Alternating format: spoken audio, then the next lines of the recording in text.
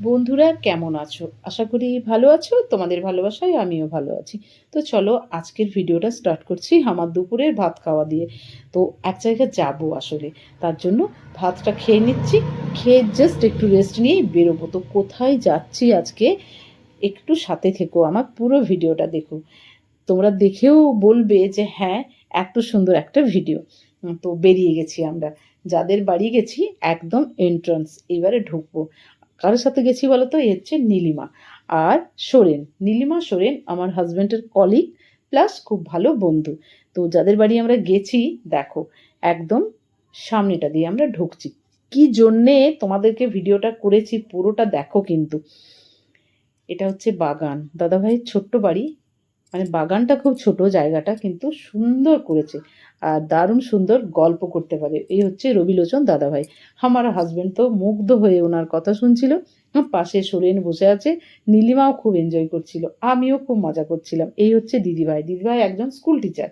দিদিভাই আমাদেরকে চা বিস্কিট দিয়ে দিয়েছে, আমরা খাচ্ছি আর ভীষণ গল্প করছি। কিন্তু আমার গল্প করার সাথে সাথে বারবার মনে হচ্ছে দাদাভাইয়ের বাগানটা দেখতে যাব।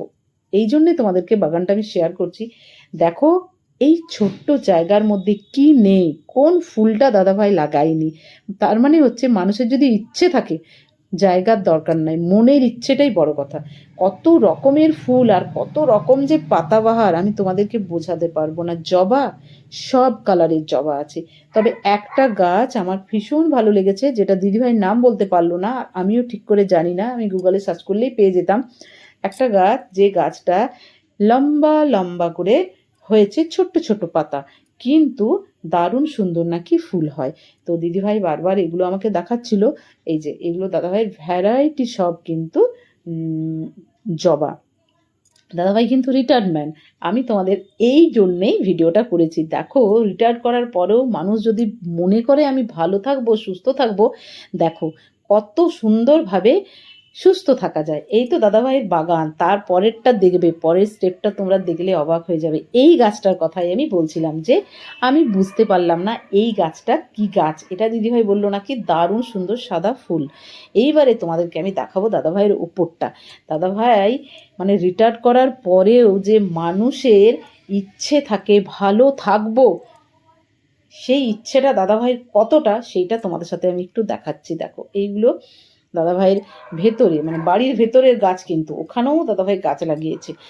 আর পুরো ঘরে দাদাভাইয়ের বাদ্যযন্ত্রে ভর্তি। মানে এইগুলো দাদাভাই রীতিমতো তালিম নেয়, চর্চা করে। এত সুস্থ আছে একটা মানুষ রিটায়ার্ড করে, সেটা তো আমি দেখে তাজ্জব। পুরো ঘর ভরা এরকম বাদ্যযন্ত্র।